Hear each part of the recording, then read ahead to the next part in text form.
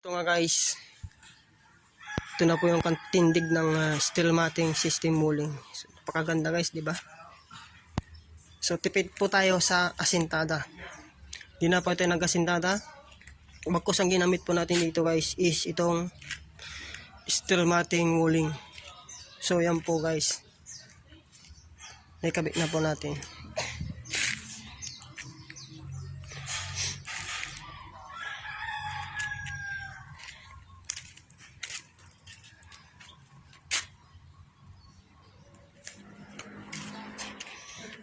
So dito guys, sinampulan na po natin na napalitadaan. Pinalitadaan po yan para maipit po ng forma. Kasi kung hindi po papalitadaan guys, ay lalabas dito yung ating pong simento. Kaya palitadaan po siya guys. Ganun din guys sa kabila. So yan po yung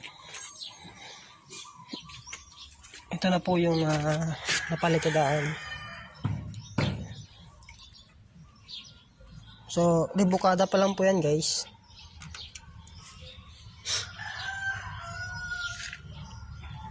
Pag naribukada na po ulit ito guys, ay kukunin na po natin yung kanyang tamang hulog o kanyang tamang layout ng palitada. So depende po kung palitada natin ay mas makapal o yung mas manipis. Pero mas magainam po na mas makapal po yung ating palitada.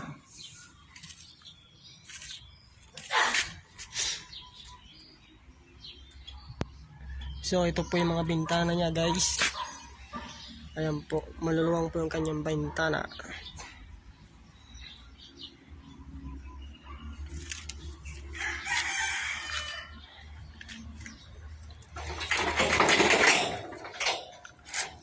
So ito po yung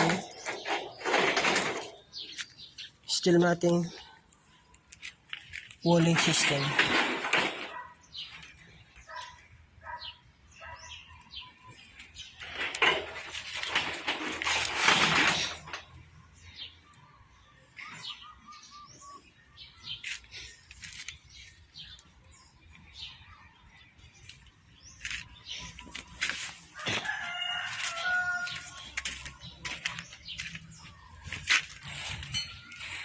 So ito naman yung kanyang duksungan mga guys.